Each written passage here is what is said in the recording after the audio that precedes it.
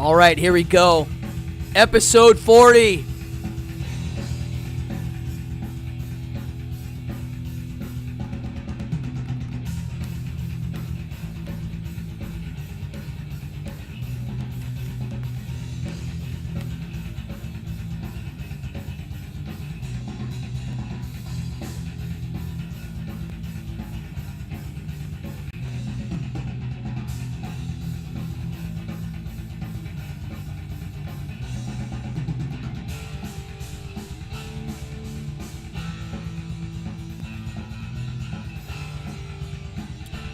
What's up, everybody? Come on in, people. Grab a drink and let's start this thing.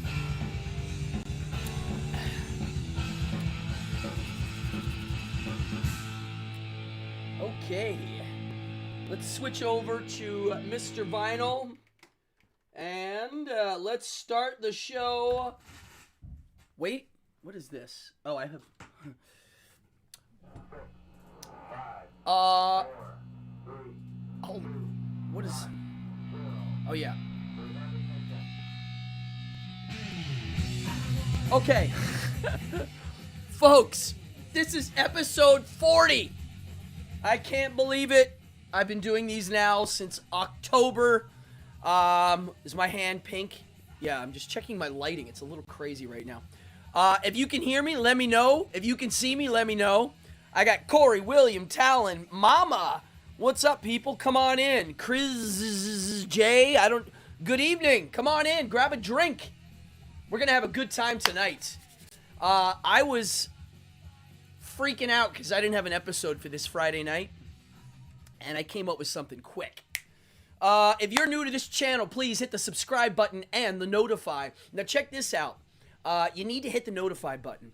And the reasoning is if YouTube doesn't like you, they bury you. They literally shadow ban you. They hit the button, boop, and it means no one really will see you unless they really have to dig deep. If you hit the notify, it's a little different. So if you watch this show a lot, you see me bugging people about that all the time. We got episode 40, which is crazy, but even crazier is I'm almost at 666 subscribers. That's a tongue twister. When that happens, I am going to have a contest, and the prizes are going to be cool. And then when I hit 1,000, I'm going to have a really big one, a big giveaway. So spread the news, and let's make it happen. And for those of you that donate to the show, grazie. I got this awesome, what's up, Ashworth? I got this really great camera that does crazy focus. Look, let's focus on the drink I'm drinking tonight. Wonk. Look at that. All out. And it's a non-alcoholic beer that's dark. Let's check the hand cam. Yeah. All right. There goes the incense machine. So on Wednesday, I was doing an evening hour show, and at the end, both of my cameras died. This one and my hand cam. I figured out the problem. I'm still learning how to do all of this. But I thank all my donors because you were the guys paying for my equipment. And I got a mic, a camera, lights. I got the whole setup. So thank you so much. And I'm not even monetized yet. So thank you. What else? Oh, if this drops, if this show, the signal goes kaput, give it a few minutes. I'll relog on. If that doesn't work, go to Cardone Magic on Instagram. That's my supplemental channel. Yeah, cool. What else is going on? Folks, if you're new here, this is an interactive show. Please chat up the chat. I'm going to be showing mass records and telling stories tonight. My show on Wednesday was literally about my band, Toilet Boys, and our relationship to fire.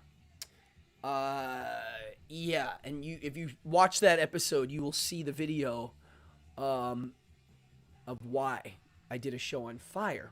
We did a lot of fire in our show. So much that it was a little out of control. I mean, it was in control. We were very in control of it. But it was a crazy show. And I was going to show at the end Toilet Boys vinyl, because people ask me, like, what are the actual vinyl releases that you guys put out? Oh my god, I just forgot one. I'm going to have to go find it. Huh. Male Itch. Oh, no, I have it here. Do I have it here? No, I don't have it here. I got to find it. I'll find it tonight. Let me write that down before I get to that section, and I'll show a record and do a quick look through. But anyway, yeah, sorry about Wednesday, the tech. I mean, oh, anybody ever hear of a Mevo camera? M-E-V-O. Anybody ever hear that? I'm not getting a new camera for this, but I might pick up, it ain't cheap, it's another $300-400, but I might pick up a Mevo camera for filming role-playing, RPG, Dungeons and Dragons style gaming in a separate room with multiplayers.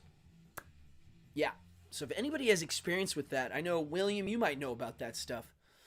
Let me know. Yeah.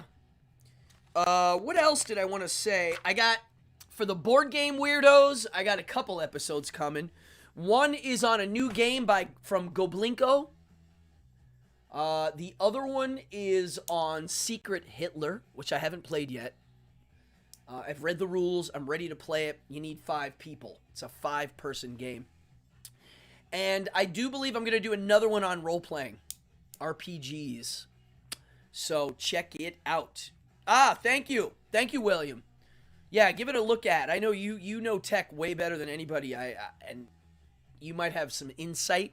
I know there's like 3 versions, and I don't know. I know that you can use your iPhone as the microphone. So people can have their iPhones out. It also knows when someone's speaking to zoom in on their faces. It's kind of cool. I think you're paying not just for the camera, but the, what do you call it? The programs. I sound like such an old man. I don't even know the names of these things anymore. What else before we get into the episode? Tonight's episode is called Record Store Reject. I spent a lot of time in record stores, way more than most, because I used to work in one, and I'm going to tell stories about that. Also, as a young kid, we used to hang out in record stores. They were kind of like religious institutions. So, yeah. You know what? Screw it. I'm going to start. I'm going to put on the hand cam, and you're going to watch that silly incense burner that I don't know. Oh, here, I found the record immediately. And then I'm going to start right now. So let's chat about vinyl. I mean, my mom is watching, and she will tell you that, you know, I grew up in the early 70s. I was born in the early 70s, so vinyl was running the show. Even 8-tracks weren't popular yet. I don't remember 8-tracks being popular until late 70s, early 80s. So we had records, and Mama would put on the turntable, and I still have a lot of the records that I grew up listening to. What I will say, most of them are in a stack. They're like, they don't have covers. They're just stacked. So they're not in the greatest shape. And in those records, my earliest memories of listening to records, I'm going to put Mr. Incense Burner here. My earliest memories of listening to records were this. One of them is called the soundtrack to Rocky. If you're from an Italian family, you definitely listen to the soundtrack of Rocky. We also listened to Seals and Croft Greatest Hits. Excellent record. Do You Think I'm Sexy? Or what's the Rod Stewart record? Blondes Have More Fun. Blondes Have More Fun. That was the other one. And this one has the cover, and I'm so glad I saved the cover for this one. This is literally one of my earliest childhood memories.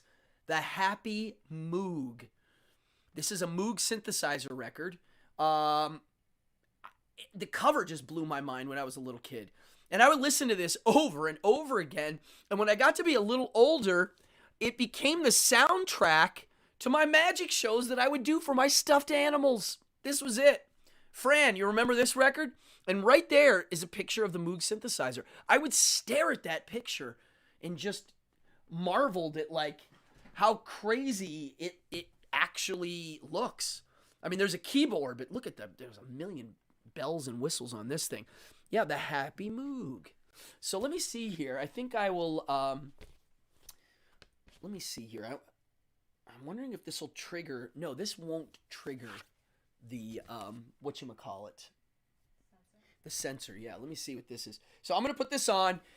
This is literally the kind of stuff I used to listen to growing up before I discovered loud, obnoxious rock and roll. That right there was a Toilet Boy record, which we're going to talk about in a second. But here we go. I'm going to put on... always give them a good brush. People don't realize that dust really does affect the record. Oh my gosh. Okay, there we go. Listen to this.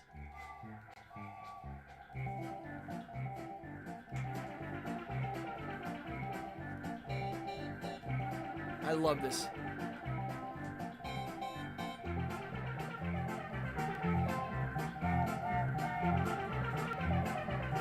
This makes me smile.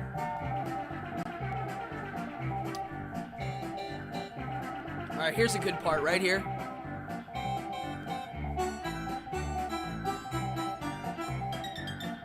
I mean, earliest childhood memory right here.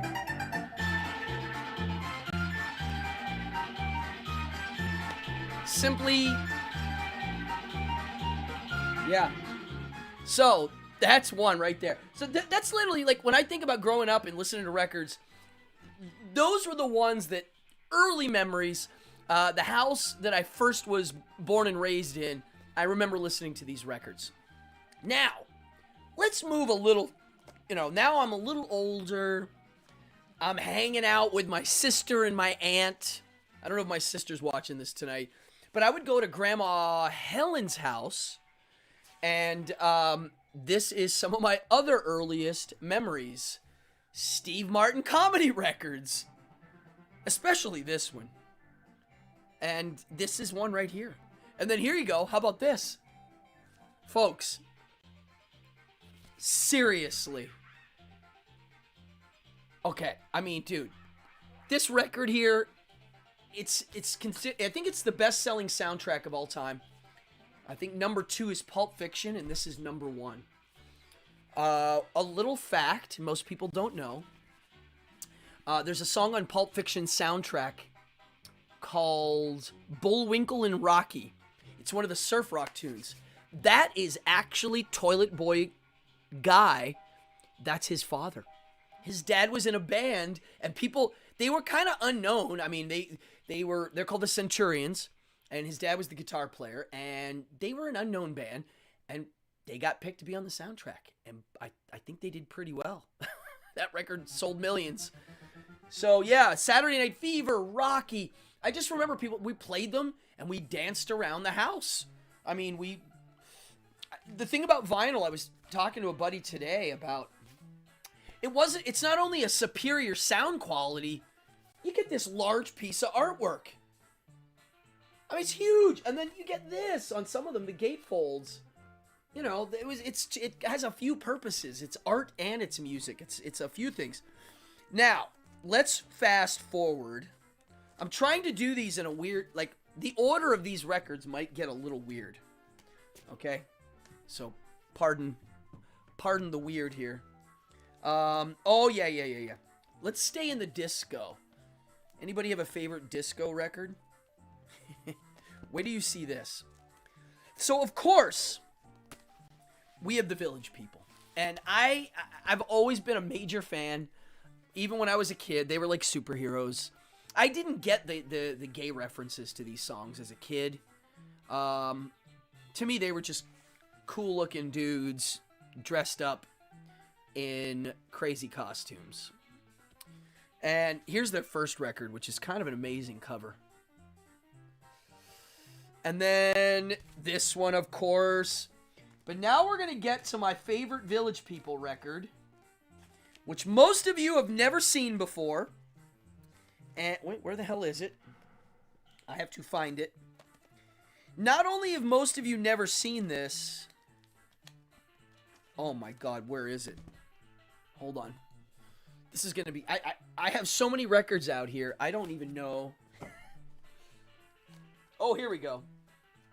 No. Those are jazz. Where the heck is it? Wait till you see this. This might be the best record. Oh, here it is. This might be the craziest record you see today. When I found this, I bought this later in my life. Look at this. So the Village People, at some point after the 70s and the disco thing died off, they were like, we need to reinvent ourselves. And you get this. Woo! Look at that. Oh my. This guy here is trying to do a I don't even know I don't even know what you would call that. I mean, would you call that well, it's not a devil lock, but it is getting close to Sam. I mean, look, do they sue here for stealing their idea? Look at that guy's bangs. He's rocking the Glen. They're just missing the blood. And this is the construction worker, David Hodo. This is Glenn, the leather guy. That's Felipe Rose, the Indian. And these guys, I don't think they're original, and I don't think he's an original. But look at this. How amazing is this? So, folks, yeah. Dinah Crow's giving me the cry, laughy face. Ah, you have the Star Wars one, Ashford. I never had the Star Wars one. But I do have this. Another one of my prized possessions. Yes!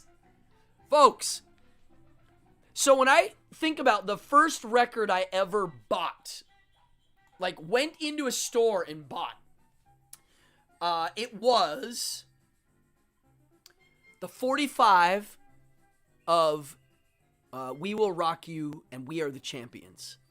And I do have that somewhere here in just a paper sleeve. Because you used to buy them without the cover. They were just in a paper sleeve sometimes. I remember buying that. I remember going somewhere and it was like $1 or $2 and I bought it. And I was very excited to go home and listen to it. I still have my turntable from childhood. It still spins. It needs a new needle and stuff, but I'll never get rid of it. When I'm dead, they can throw it out. It's worthless, but it means a lot to me. This Flash Gordon record, I bought it a little later on. It has a great back cover, and it also has something on the inside that's I always thought was really cool. It's got the lyrics, and it also has this picture of Ming that I always wanted to kind of frame. Very, very cool.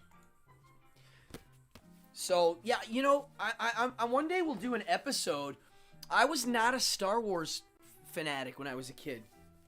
I didn't hate it, but I saw Flash Gordon and was way more impressed.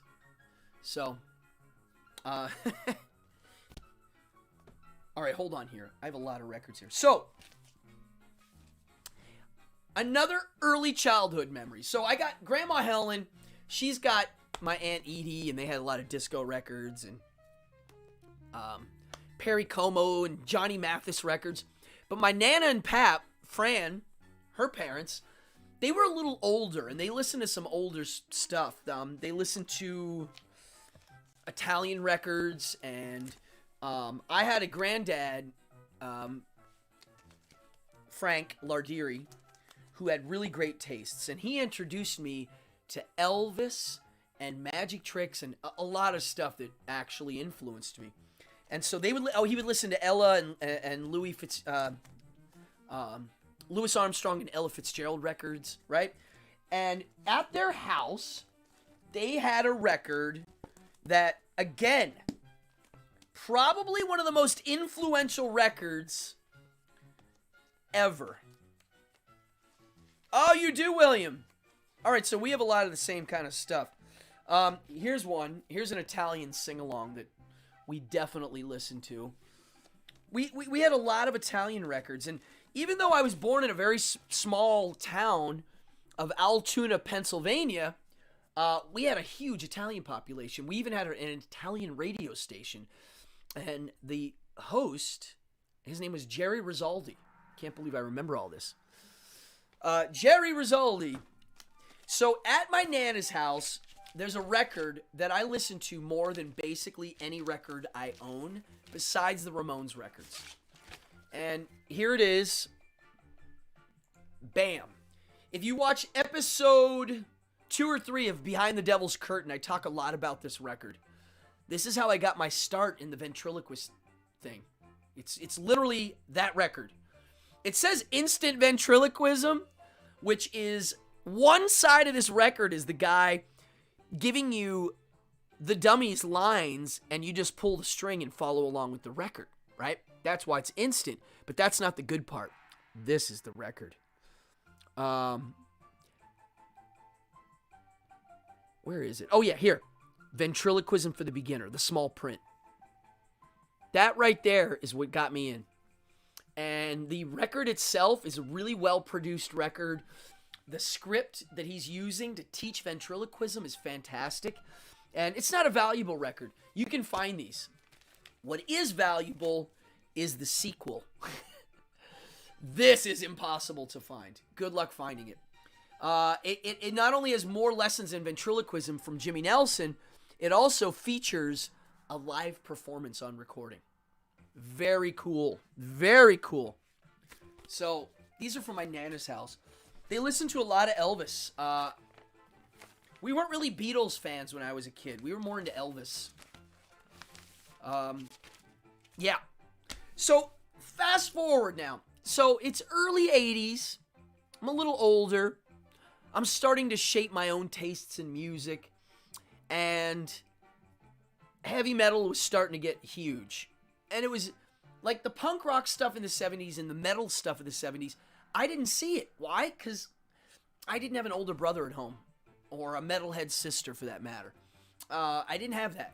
Nor any family members. So I didn't have anybody to introduce. How would I have seen it? It wasn't on TV. The record stores, they didn't all carry that stuff. So, top 10 fave, Ashworth asked. Me picking my top 10 favorite records would be almost impossible, but they are in this collection tonight. So, right now, I'll pick, this one here's one of them. If I had to pick 10, here, this is one of them. Hands down. So then, I have an early memory of buying my first cassette tape. I went into the store, my dad waited in the car, and I bought Twisted Sister, Stay Hungry.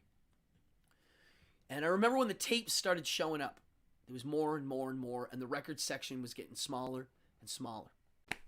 And I didn't like that, but I did like that tapes were, you could put it in the car, you could put it, we didn't have Walkmans yet, but you could put it in a tape player. So I did like that. I liked that you could copy tapes. There was a system for copying them. Records, if you bought a record and you wanted to listen to it on tape, you had to have a system that you could record from, which eventually most people had. They weren't expensive.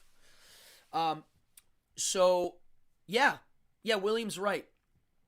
He remembers recording radio songs on a cassette tape recorder, making mixtapes. I remember sitting in the bathroom. I don't know why I was in the bathroom. I think our radio was plugged in the wall there. Waiting for my favorite songs to come on the radio so I could record them. It's so funny. Different world, right? So, I wasn't into the rock stuff yet. But tapes were starting to come in. So I kind of didn't buy any vinyl. I was buying tapes at that point. Little did I know that eventually I would go quickly back to vinyl. So, what was I going to say here? So, I would eventually discover punk rock via 7th grade. My buddy, Tim Gatehouse, I don't know if you're watching, Tim. He played me on a Walkman Dead Kennedys. And I still remember sitting in the bus. I still remember the seat I was in. We were going on a ski trip with school. And he put the headphones and was like, listen to this, right? And it was this record. Changed my life. Lyrically, it changed my life, and musically. Okay, so I won't put this one in my top 10, only because this one is my favorite Dead Kennedys record that is I consider to be an audio work of art, lyrically, musically. That goes in my top 10 collection. I listen to it all the time. It's yeah. I'm gonna put this one up here. The lyrics, the book, it comes with a great booklet on the inside. If you ever see that, check it out. The lyrics mean a lot, especially for today. I mean, if you listen to what he's saying, it's like, wow. I remember when I got older, I thought Dead Kennedy's lyrics were kind of dated. And, they're not dated anymore. So we got, endless Dead Kennedy records. And then I started getting into more the super heavy metal stuff and hardcore and punk rock. And now I'm going to show you some of those. Well, no, let's wait here. Let's wait. Let me see here. Here's an oldie. A lot of oddball records. Folks, this record is out of control. Laverne with that popsicle, that's a little weird. That's a little weird. Yeah. I don't know when I got this one. All right, now let me figure this out. How am I going to... Oh, here we go. Very early memory. 4th grade. Or 5th grade. 4th grade, Mr. McCauley. I remember this getting played in his classroom. We used to bring records in, and he would play them on, I think, Fridays. And the song, Big Balls, came on. And we had to turn off the record player. So... Bad Brains. It's funny, I only have like one Bad Brains vinyl, even though I do like them a lot. Yeah, AC/DC. Bon Scott forever. Alright, let's see here. No. So, I have a bunch here I want to show you, and then I'm going to do Toilet Boy records. But I'm going to start to go fast now. Favorite records of all time? I mean, you're going to laugh when you see this one, but Jim Nabors. I've not only listened to this a lot, I've used it for my performances. I think he's got one of the best voices ever. I'm a huge Jim Nabors fan. I like Gomer Pyle, and I like his singing. A lot of people don't realize this, but people didn't take his singing seriously because of his character, Gomer Pyle, on TV. You know, he played such a doofus, well, golly, that when he would sing his beautiful vocal cords, no one took them seriously, which is kind of crazy, but I might put this in my top 10. I really might. Here you go. Check this out. How many of you know this record? That was your first cassette tape, Talon? Jim Nabors? Gosh, that's amazing. So this Zappa record has the song, why can't I remember? It's one of my favorite songs, and I can't remember the title. Oh my God, am I terrible. Yeah, Inca Roads. What's wrong with me? I've listened to it a billion times. So Inca Roads is my go-to song if I have house guests and they're partying really hard on Fungus, I put this on. I make a point of, like, you're going to sit down and listen to this. It's one of the coolest things ever. Huge Frank Zappa fan. This is definitely, this record specifically, it's really off the charts. It's actually very magical in my opinion.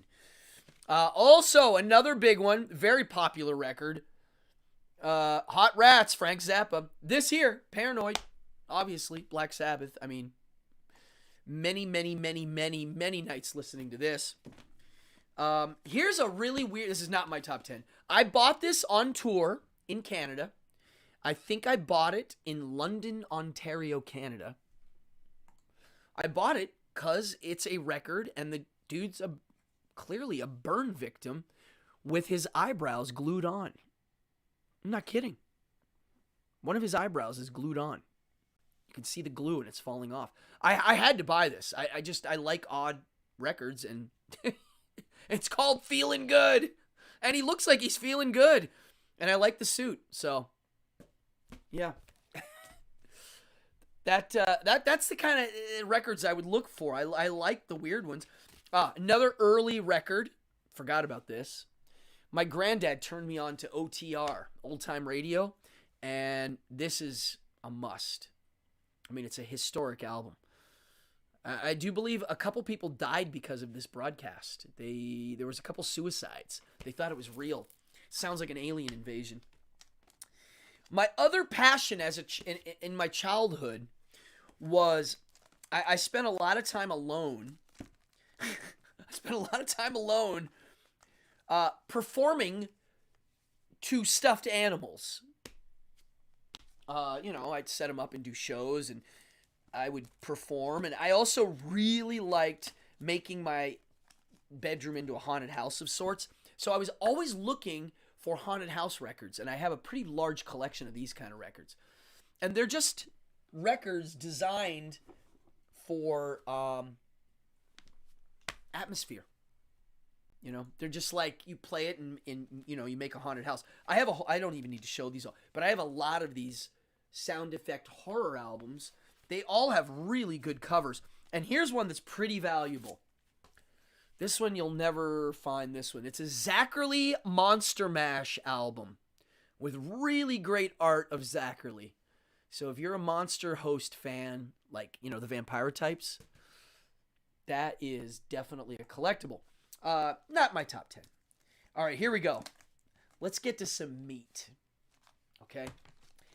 So one day, people don't realize this, but a lot of the heavy metal musicians in the 90s weren't doing so well. They went from playing large venues to tiny venues. And one of those artists was the great King Diamond. King Diamond. And I remember I had a lot of punk rock friends that made fun of me because I liked him so much. And I take him very seriously. I always thought musically he's far superior than most. Songwriting, lyric, performance, and the musicians he would hire. This goes in my top 10 favorite records of all time. Hands down. No joke, all the way. I've listened to this record over and over and over again. I not only know every part of this record, I brought it with me on cassette tape when I lived in Taiwan for 3 months, and I was just there teaching and taking martial art lessons for free in the park. And I only had a handful of cassette tapes. I had King Diamond. I had Ramones, first album. I had this King Diamond record. I had Saturday Night Fever. And I remember when I landed in Taiwan, I'd never been out of the country. I was listening to Night Fever. Jane's Addiction. And that's it. That's what I brought with me. And that's one of my holy grail records. I think it's brilliant. Now, that said, King Diamond was playing tiny nightclubs. I mean, tiny, in New York City. Like, so small you could walk straight up to the front of the stage. And I was like, wow, he used to play giant venues. And one time he played a venue called Wetlands. Yes, his falsettos are off the charts. And Wetlands, he played a Merciful Fate show, and I waited by the bus after the show, and it was me and another dude, and I had some records. And I was like, oh, he's not coming out. It was like an hour. And Old Bang, the tour manager, it's funny, I know the tour manager's name, I don't know why. He came out and was like, he's not coming out. And I was like, oh, really? He's like, nope, he's not coming out. Because he doesn't really like to hang out with his fans. He's a shy guy. So I'll read the comments in a second. So I waited and I waited and I waited and I waited. And finally, Old Bang comes out and he goes, all right, he's going to come out. He'll only sign one, but make it quick. And I was like, oh yeah. So he came out. He had like a towel around him. And he had sunglasses and he just like signed. He was like, oh, hey, what's up? And he signed it. And here he signed, bam, right there. A Melissa, Merciful Fate, right there. Stay Heavy, number 9, King Diamond. Holy Grail record, probably top 10. for sure. It's King Diamond at his finest. And get this. For some reason, this is the American pressing. But for some reason, don't tell me why, the inner sleeve I have is the European pressing. And it has this awesome picture, including King Diamond without his makeup. And the rest of the band. Timmy Grabber. Timmy Grabber passed away this year, or last year. And this guy here. He was awesome. Killer bass player. So, this is another great record. While I'm showing these records, I want to mention that after I had been in Toilet Boys for a year or so, I needed a job in between touring, obviously, to supplement. Because, I don't know if you know this, you could be in a really well-known rock band and not be making any money. So, not easy. So, I was like, I'm going to work in a record store. Not only was I going to work in a record store, I was going to work in this record store called Accidental Records on Avenue A, right in the Alphabet City area of the East Village, New York City. The reason why this record store is amazing is it was 24 hours open. 24 hours. Stop and process that for a second, folks. So that record store, the owner's name was Craig. Craig, if you're watching, hi. I don't think he's watching. Craig was a kook. He knows he is. He had a crazy record collection. My hours were 4 a.m. till noon. Really weird shift. Middle of the night, all morning, and you're like, who comes in the record store at 4 in the morning? Lots of people sometimes.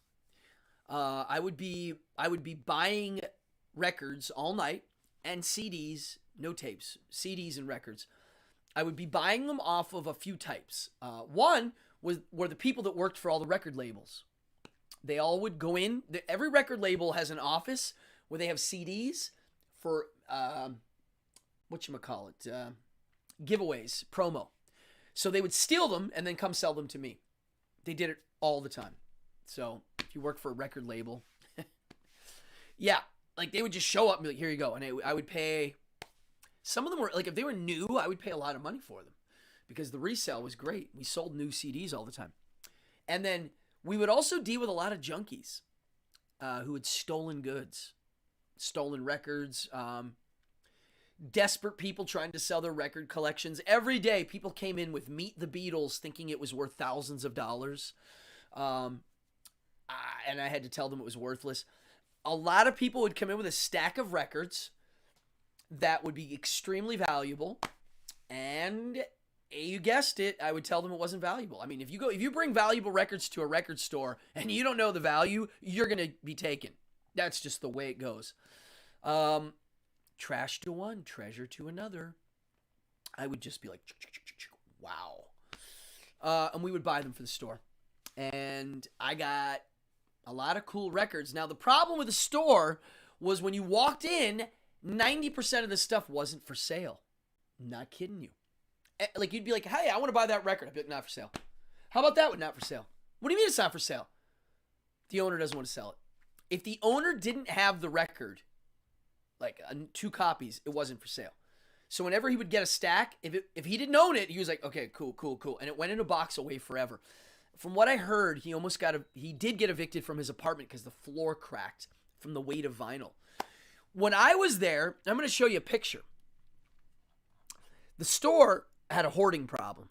So this picture, I believe, was taken way after I had left and they were forced to clean it out. But you see that black counter? It looks like there's CDs in there. There's a bunch of CDs stacked. And from that black counter on, there's an open space that goes to the back of the store. When I worked there, that didn't exist. It was this 10-foot in and then a wall of records with a really skinny, and I mean so skinny, you had to turn sideways and kind of shuffle through it to get to the bathroom.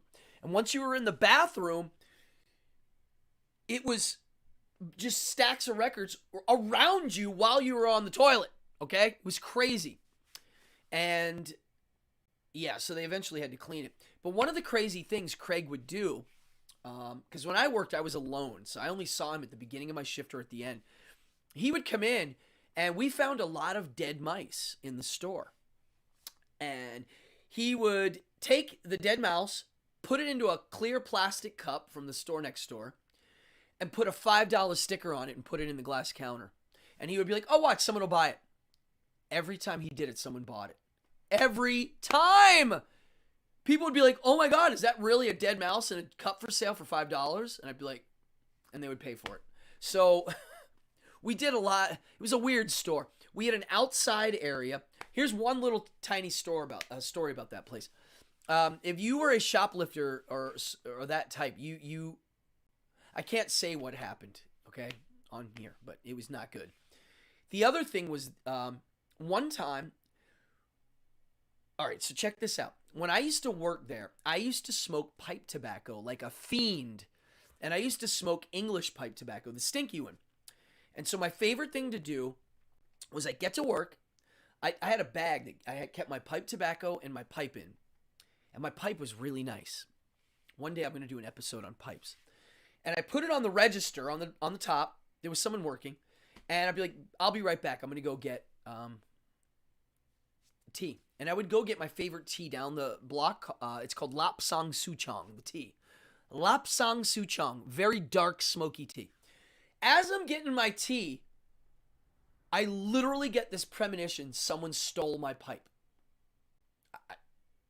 I don't know why. That doesn't happen too often. I was like, someone's stealing that bag. It's on the top register. Someone's stealing it right now. I quickly paid, took my tea, and went really fast back to the store. As I'm walking up to the store, I see a dude leaving with my pipe bag.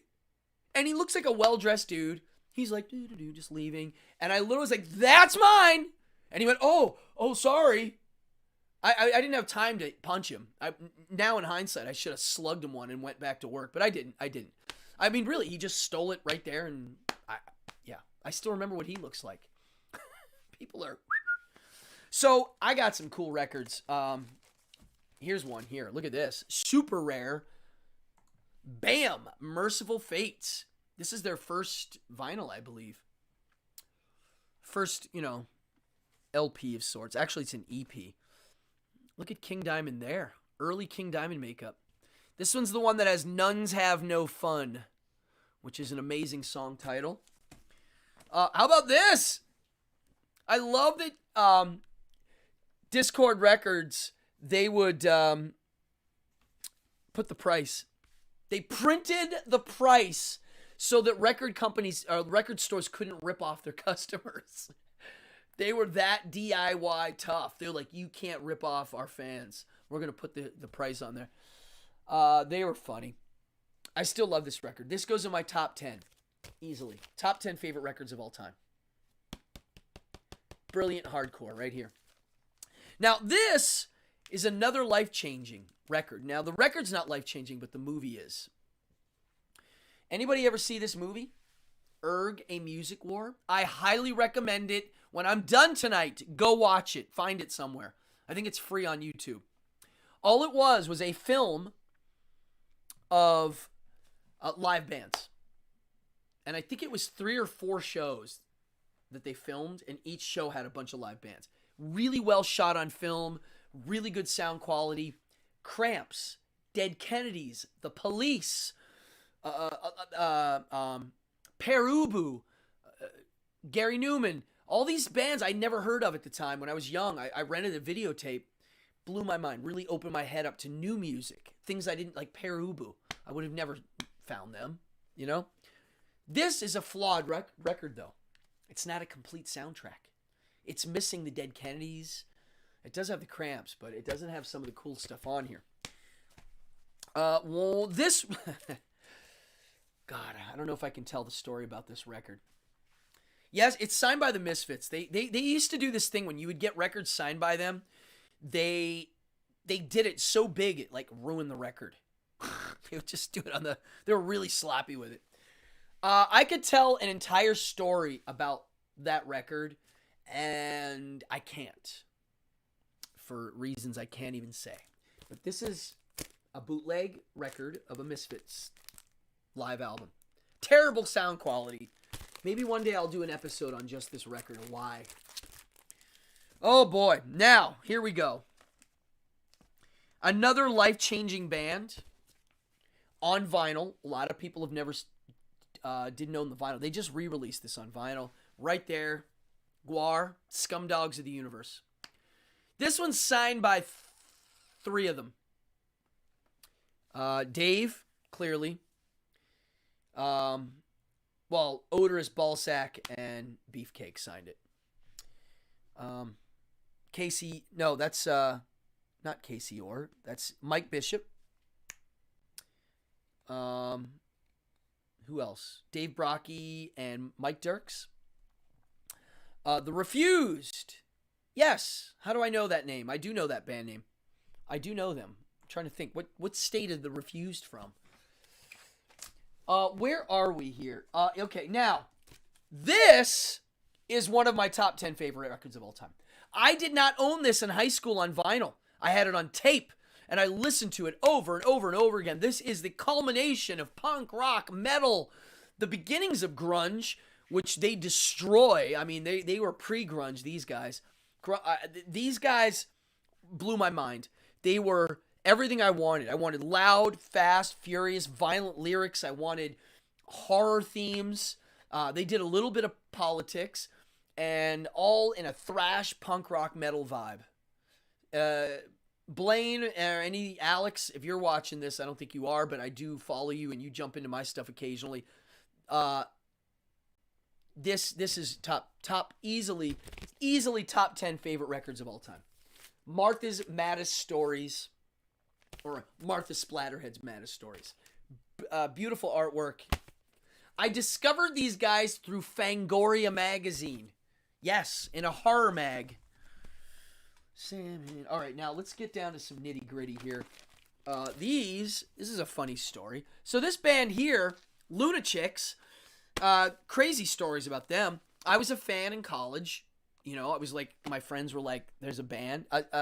My buddy Stevie, if you're watching, you turned me on to Lunatics. You said, check it out. It's an all-girl punk rock band, way better than L7. And I agree. They're faster and a little tougher. Not a lot tougher, actually. When I moved to New York, I ended up making friends with them, ended up playing shows with them. And in my band, my guitar player in my band's married to the singer. And they have a little girl, Lucy. If you're watching, Lucy, what's up? So her dad's a toilet boy and her mom's a lunatic. Crazy story. This band is tough as nails, and we are scheduled to play with them at Webster Hall this spring or summer, which probably won't happen, so it's going to get moved somewhere at some point. Yeah. We played a lot of shows. I played the Whiskey Go-Go in LA with the Lunatics. I don't know if this is in my top 10. Shout out to Richie Stotts. Plasmatics. An underrated band. Whenever they mention punk rock, they always leave out these guys. I don't know why, but for folks, I mean, this gatefold is ridiculous. How many bands do that? Especially punk. Look at this. They're blowing cars up. Talk about a crazy live show. They would blow up cars on stage. Here's one for the 90s Misfits fans. Hard to find. That's American Psycho on vinyl. On thick vinyl. The reason why this is special, I remember when it came out. I was on tour with Toilet Boys. I knew it was out. We found a record store in San Francisco, and I bought it. We went home, and it's funny. It's got I think, is this the one? Yeah, it's got a clipped corner, which means it was a promo copy. Went to where we were staying. They had a turntable. I played it, and we made a tape right there. We put it on tape, and I remember the whole time we were, hey, what's up, Hellish Smog? Come on in. If you're new to this channel, subscribe, and hit the notification bell. We listened to it the whole time on tour, and I remember doing the hills of San Francisco listening to this. For the people that hate the new Misfits, I hate to say it, this record's really good. It's really well written songs. It's not 80s. It's not the Glenn Danzig Misfits. It's a different band, but it sure is good. And Doyle, his guitar work in this is fantastic. Another great New York City band, and one of my favorite records, The Voluptuous Horror of Karen Black. I met Toilet Boys because I went to see Karen Black play a live show. I was blown away by them and the Toilet Boys. And then I did Toilet Boys for 6 years, quit, then the band broke up. And then I ended up being in Karen Black for 6 years. Crazy. Did some amazing shows with them, and we have a record that we recorded while I was in the band that I wrote. It's unreleased. And one day it might come out. It's a cool record. It's an entire Karen Black record. It even has on it one song Debbie Harry sings. So, yeah. Karen Black. All right, here we go. I'm going to do... Here we go. Yeah, Michael Graves was a great misfit. Okay. This record means a lot to me, and I talked about this the other night. This is Ramones' Leave Home, and it has Carbona Not Glue. And that is one of my favorite Ramones songs. But that's not the meat. If someone says pick your favorite Ramones record, there's two. I mean, I can't say. I can tell you my least favorite, and that's the last one, Adios Amigos. It broke my heart. I'm a huge Ramones fan. I love them. They changed my life. They became part of me. They're not like a band I listen to. They're a band that's inside my brain, literally. So their first record is in my top 10. But this one is definitely in there. And this is their second record, Rocket to Russia. The sound quality, the vibe, the lyrics blows my mind. Another top 10 record, gotta go here. Walk Among Us, of course. This is in a lot of people's top 10. This record changed a lot of people's lives. I remember the first time I heard it. Okay. Brain Drain and Mondo Bizarro. Let's chat. I do like Brain Drain. Brain Drain got a little heavier and darker. And Mondo Bizarro's good too, man. Censorship, Poison Heart. The songwriting's fantastic. Those were Dee Dee songs. Misfit bootlegs. We don't need this. I have 2 copies of Walk Among Us. One signed and one not signed. Oh, how about this? How about this for a record cover? Holy crap, folks. I mean, that artwork? So here's a little story. 1995. I'm working at a bagel store. I just got work there. I saved a little money. I mean, it was not easy then. And I had enough money to go get some ink. I wanted a new tattoo. I was like, I need to get one. So I went to this dude's house. A friend of mine recommended him. And he did this one here, which you're not even going to be able to see. It's faded and really, it didn't come out right. It's a tattoo of a girl buried alive in a coffin, and it's from the poster House of Usher. It's Fall of the House of Usher, the Vincent Price film, and it's the girl in the coffin. The only difference is she's nude. That's it. It's from the bottom of the poster. It's a cool picture. The artist guy, as he's tattooing, now when I moved to New York City, tattooing was illegal. People don't realize this. I used to drive in high school. I have static age here.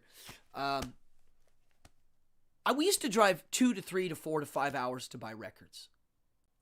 Buying records wasn't an easy deal. If you wanted these punk rock records, you had to drive. I had to drive far to get them.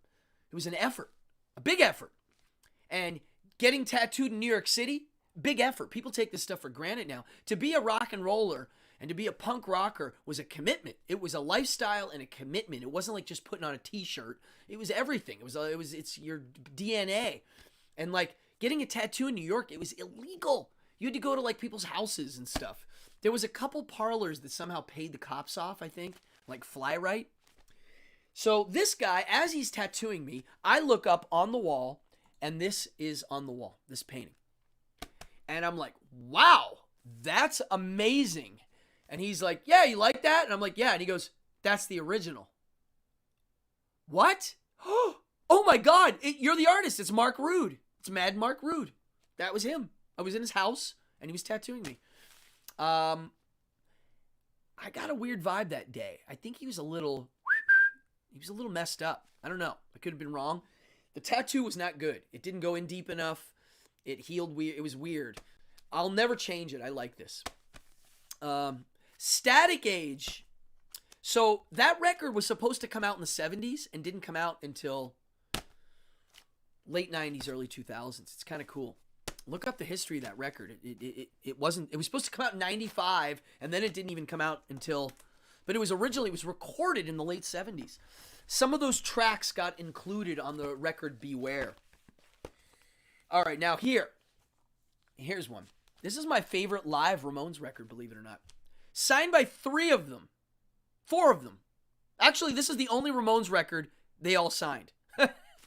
I got CJ, Marky, and then in pen, Joey and Johnny.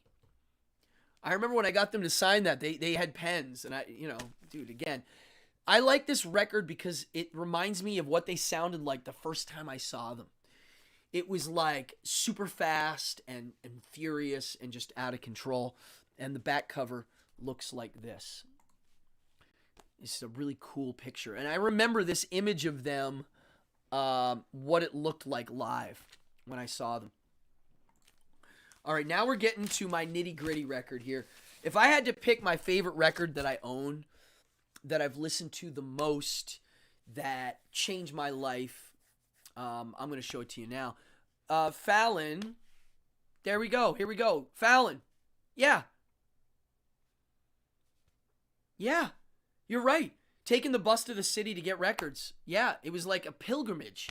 That's what it was like. I mean, we used to drive to Pittsburgh. We had a Ides Entertainment. State College had Arborea Records and City Lights, City Limits. What was the other one? Oh my God, yeah, dude. When you wanted to buy records, it was a pilgrimage. These weren't normal. So this record here, I used to have 2 copies. I remember giving somebody a copy as a present. One of my Turkish punk rock friends. Here it is, the Ramones' first record. I've listened to this record more than any album I own, probably, over and over and over again. It's how I learned how to play the bass guitar. I always tell people that want to learn how to play instruments, don't take lessons. Just teach yourself and listen to this record. Play along, and if you look, it says, "Hey Adam, this was fun." And the night we played at his birthday party and did all those songs with him, so my story with Toilet Boys, we played with all my childhood heroes. I very rarely would ask for an autograph. I felt weird. I didn't feel right. I felt I was working and now they're a colleague and I wasn't a fan. I mean, I was a fan, clearly, but they were getting bothered all the time. I could see it. So I just didn't ask for autographs. But the night we did Joey's birthday party, I was like, I can't, I got to get him to sign this. And so he wrote, "Hey Adam, this was fun." And I think it's adorable because I don't know if you can see this, but the A in was is backwards. Total dyslexic moment there. Captured in the ink. A backwards A. And here's a good story about this. True story about this record right here. When I got him to sign it, I had the record and I was in a college building. They were using that as a dressing room. And Joey was walking around. I didn't see where he went. And I was like, all right, he's walking somewhere. And I had the record and I had the pen. I only had a pen. And I'm looking for him. And I see him, and I'm not kidding. He was in the corner of a wall. He was like a corner, and he was doing this. Okay? And there was a lady, I don't know if it was, she worked for the band. I don't think so. She might have, or she might have been their liaison. She was like, Joey, oh, you're lost. Come with me. And she like kind of took him. And it looked like he was messed up. I was like, whoa, is he okay?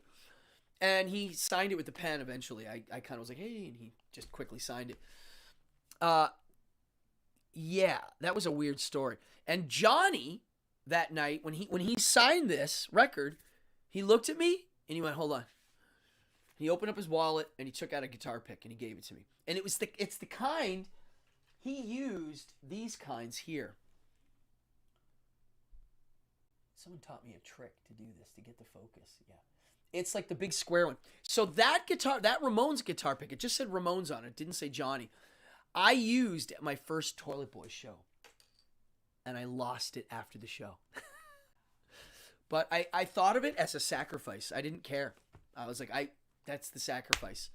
I met Johnny. I met Joey. I'm in a band now. And I'm going to use that pick on my first show for good luck. And it paid off.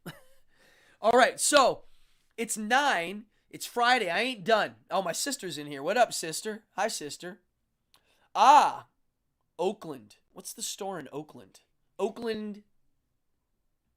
Oakland where? Oakland, Pittsburgh? I don't remember. Oh, my God. What was that store?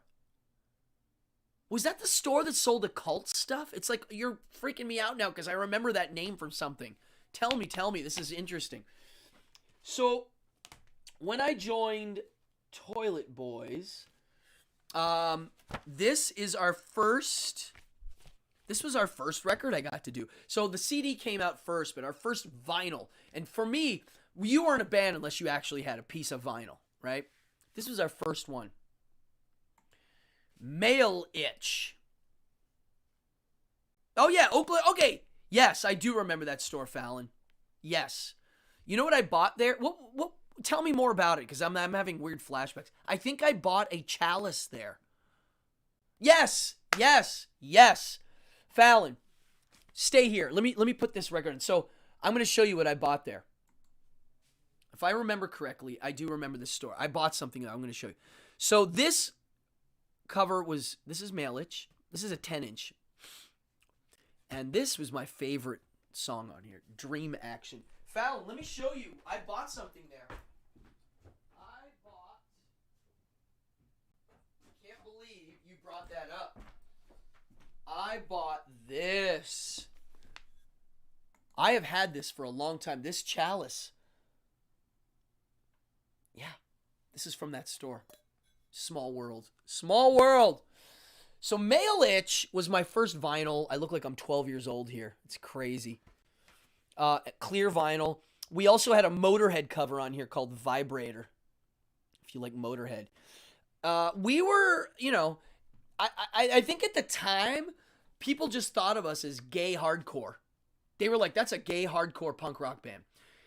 The fact of the matter is, out of the 5 dudes, there was 2 gay dudes in the band, and the rest were straight. But, I mean, we were about being everything. That's what the band was. We weren't one thing. We were music, not for the gay scene. We were music for everybody. It just so happens that we had gay people in the band, and some of the themes went that way. Right? I mean, it was not a big deal. I never thought of it being, I'm in a gay rock band. Because I never had to pretend like I was gay. I just, you know what I mean? I was myself. I was a straight guy. And we were all flamboyant. But, that's what it was. It still is. The Owner of Total Junkie. Yeah, that place was kind of nuts. I do remember. So this was my first vinyl I ever got to be a part of. This, I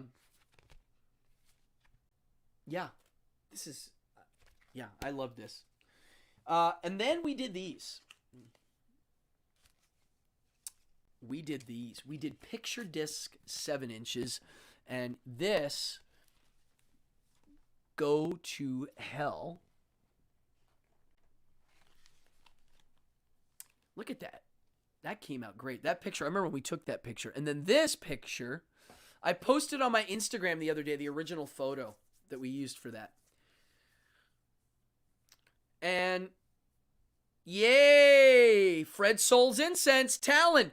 That's the only incense I buy. I didn't know you were into that. That's the best incense in the world.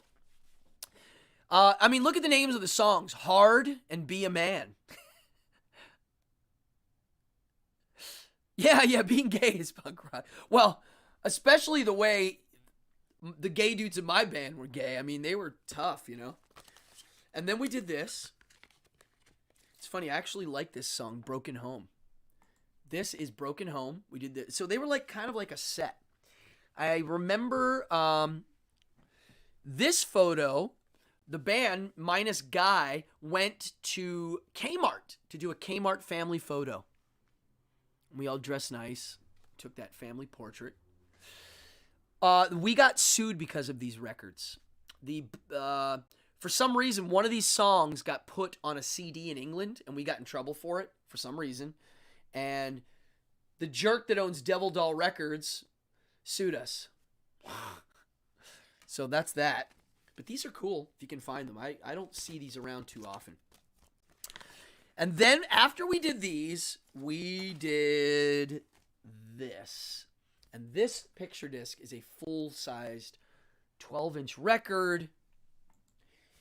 And this is Living Like a Millionaire. This is the record that when we made this, the gay themes are here, but it was now open for everyone. It was a show for everybody. It wasn't, we weren't making the gay double meaning lyrics as much maybe, but it just went to hardcore rock and roll out the, fire, explosions, the whole 9 yards. And that picture is taken by Michael Leach, a very dear friend of mine who's one of the best live photographers of all time. Yeah, that record is the one.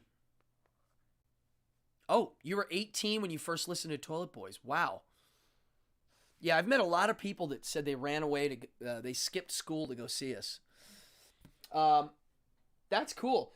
This is the record that we started really people started digging. It turned into what we became. It was the best way people would describe it, because when people would say to me, "What's your band like? Is it punk rock?" I'd be like, I don't know. It's just rock and roll. We liked punk rock. We liked metal. We liked Kiss. We liked all that stuff. So it's all of the above. Somebody once said, they said we were like if the Beach Boys played Slayer. Somebody else said we're like Motley Crue meets the Ramones. So it was kind of a mix. Have you any of the band Picks with the Channel Chainsaw? No, I don't know what that is. What is that? Fred Souls. Yeah, Fred Soul is the only incense to buy. It's expensive. It's almost $2. I like the Dragon's Blood. It's almost $2 a stick. But if you like incense, go get Fred Soul's incense right now. It's the only one. It's handmade resin incense. It's not crap sprayed. Here's a crazy record we did. We did a few tours with these ladies, the Donnas. And this is their version. This is one of we did a split with them on Lookout Records. They're sweet. They were really cool. I liked touring with them. They were fun. They were so young at the time. They were 18, 19, and we were all mid-20s and older. I was 23, 24, and they were like 18. They were just out of high school. They were great. So this is cool. Then this came out. This is crazy. It was called New York Rocks. It's Jane County, The Dictators, and Toilet Boys. And I remember the sound quality on this ain't so good. And then we did this split with this band. I don't know much about this. Oh, I know what this is. It is... Oh, yeah. This one has a cover of Space Truckin'. Yeah, Space Truckin' by Deep Purple. All right, here we go. Here's another Toilet Boy picture disc. This one, I don't mind this record. Some of the sound quality on it I didn't like. There was a few songs on it that there's some weird mixes, but other than that, guy looks cool. That top he's wearing with the feathers is outrageous. I love it. And the back on this one's nice. So our designer, if anybody wants to know, is our drummer, Eddie. Toilet Boy Eddie is an amazing graphic designer. and we were lucky to have him. And then we get this. This is our only official bootleg. It was a spray-painted cover made by Outlaw Recordings, Omid, and believe it or not, it's our tour manager. Our tour manager put this out, and it's really cool. I love it. I actually prefer this to some of our real stuff. He only printed 100 of these. It had a really cool insert, if I can find it. Nope. I don't know where it is. And so this is super rare. And the really rare one, I think there's only 5 of these, are the white ones. Yeah, he did that. And, yeah, this is a cool record. It's outtakes, and it's Space Truckin' and the Ramones cover, Carbona Not Glue. They're all on there. So if you ever see these, buy them. Now, and then our final, like this one here, and this is crazy. This record came out 3 years ago. This is our most recent release. I'm going to be honest. I'm not a fan of the cover. Sorry, Eddie. It gives me, it just doesn't, I don't know. We're known for our image on the front, and this one he went for it's a clever idea. The song is called, The Last Breath of the World's Greatest Rock and Roll Love Affair. We call it Last Breath, but that's the actual name of the song. And this vinyl came out only 3 years ago. We went in the studio and we recorded it. We did another clear vinyl. And the thing that's cool about it is Boy George wrote the song for us. He sent it to Guy and said, hey, I got a tune for you. Guy sent it to me. I listened to it. I immediately heard the potential. It wasn't a heavy song. It was kind of like a kind of laid back riff with really pretty girls doing backup vocals. He did a quick demo. I heard the chunk and and so we recorded it and we added a new song that we wrote. Sean wrote a song called, and we never play it, so I don't even know the name of the song, Thunder and Lightning. Good song. We just never do it live.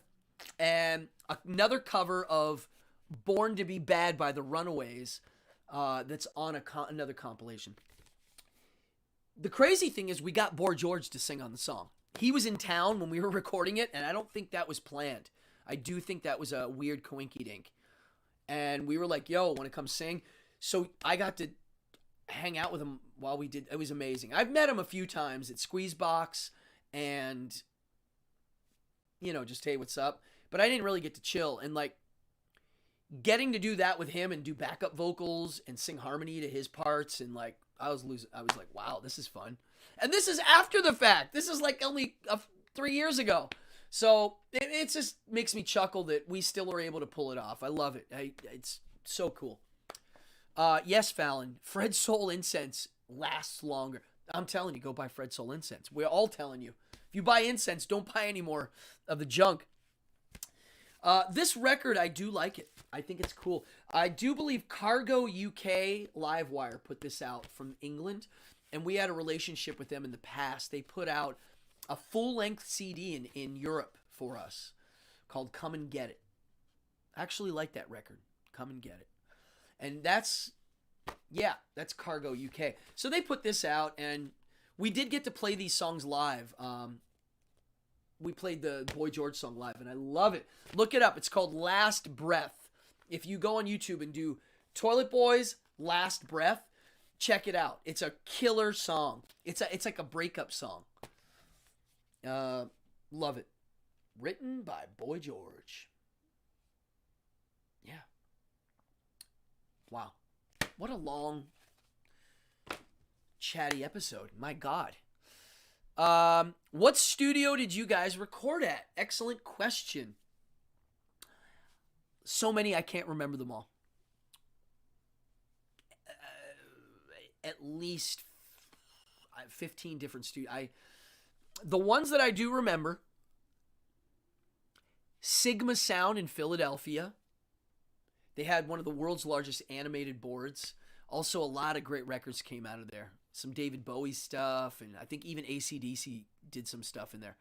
So we did Sigma Sound. In New York City, my favorite place was Sorcerer. Sorcerer Sound. Lots of recordings at Loho Studio. I did Karen Black stuff there. I did lots of recordings there. Brass Giraffe. I'm gonna forget them all. Where else do we record? Well, this one was recorded in Williamsburg, Brooklyn, AB Studios, which I think they do a lot now. And the guitar player for Psychic TV was on the board for that one. He is in Psychic TV, or was, with the drummer of Toilet Boys. The singer of Psychic TV, Genesis P. Orridge, passed away last spring. A glass raised to Genesis P. Orridge. He was an amazing human. Not many people like him ever to exist. So cheers, Genesis. But yeah, he's a good mixer. What else? Folks. Whew. Wow, what an episode. I've been talking nonstop for an hour and 20 minutes. I haven't even stopped. Any questions before I pull the plug and we all go celebrate Friday night? Because we might as well. Folks, if you're new to this channel, please subscribe. Hit the notify bell. If you're the donating type, you can donate. It goes in the show. I'm always adding new equipment. And as this show gets more monetized, it is definitely going to get into road trip territory. I have some ideas for episodes that I do need a budget for. And as soon as I got it, I'm doing them. Road trippy, weird stuff. Fun stuff. So, yeah, anybody that does that, please. If you donate, it goes right in the show. Be-ding, jink, jink. See it fall? I love these animated things now. But, yeah, on the note of vinyl, it's such a wonderful feeling to know that vinyl ain't going anywhere. There are record stores. Oh, you are. Cool. Dude, Corey, if you're new, I promise you quality content. This tonight for me is one of the ones that's low in content. I'm just talking and showing my collection. A lot of them I actually spend a lot of time and put together a nice little presentation. I hate low content shows. I like ones that are meaty, and I try to make these have some meat, especially the philosophy ones I do. Thank you, Corey. Come on in. Enjoy. When I hit 666 subscribers, I am going to do a contest, and it looks like it's going to happen next week. Dude, William, thank you. William, you've been a big supporter of this show. Thank you so much, man. Definitely. Yeah, records ain't going anywhere. They're here to stay. We have in New York City now more record stores than ever. I mean, here we go. Accidental Records is where I worked. We used to have Bleecker Bob's, Footlight Records, and the only one that's still around is Generation Records. They're still there. They're a very good record store. 3 or 4 years ago, my turntable died. Oh, Fallon, thank you so much. Thank you. Bada bing, bada boom. Grazie. My turntable, I had a really nice one that I didn't buy. Someone gave me. I have something in my eye right now.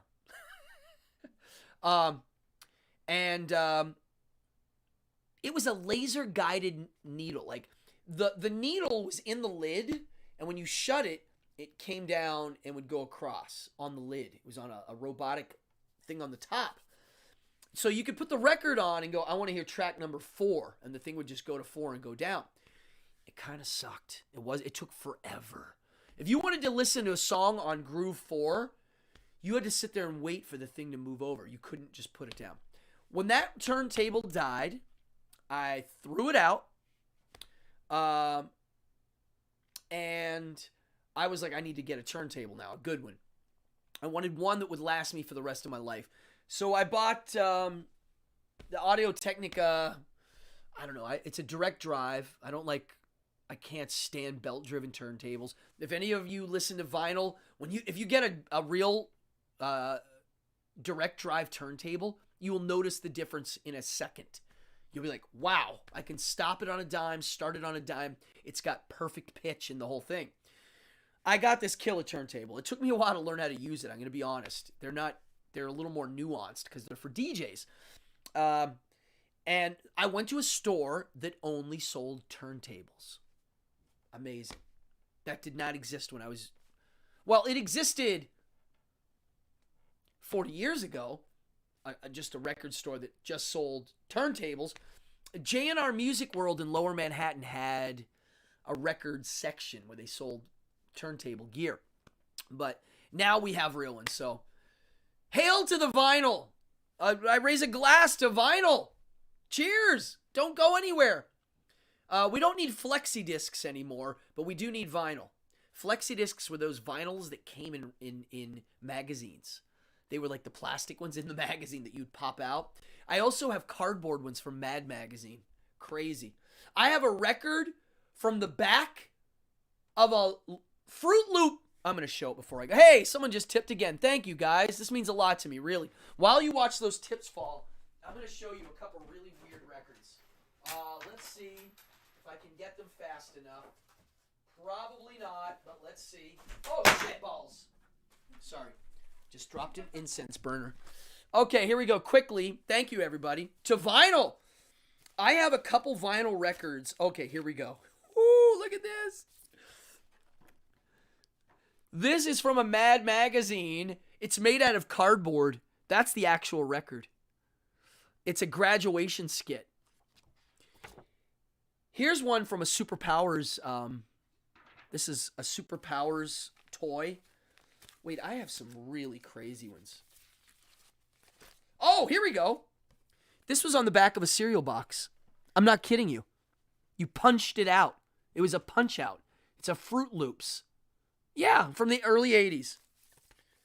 Here's a holy grail. Kill the Poor, an original. I have so many. I can't. I gotta stop. Oh, here we go. Here we go. How about this? Wasp picture disc. Animal by Wasp. Look at that. Woo. All right, folks. I'm going to blast some loud music and party like it's 1988 tonight. It's Friday night. I've got my Pez gun loaded with ammunition. That one just flew out of my mouth. That one flew out of my mouth too. That one went in. I'm going to have some fun tonight. You guys are awesome. I'll see you on Monday. I do 3 shows a week. Evening hour is the one I do a lot. But I do 3 live shows a week. Monday, Wednesday, and Friday. Hold on.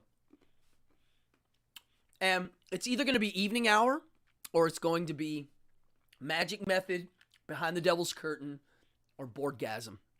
And it looks like next week there might be a Boardgasm or a Devil's Curtain. They take a little work, especially the Devil's Curtain. So stay tuned. Hit subscribe. Hit notify. Let's have a contest next week for the 666 subscriber. And let's get to 1,000 so I can actually monetize. You guys rule. Thank you to my donors. Thank you to the people that show up here every time I do a live show. It means a lot. Party on. Yeah, I don't know what else to say. Enjoy. And let's do the end credits.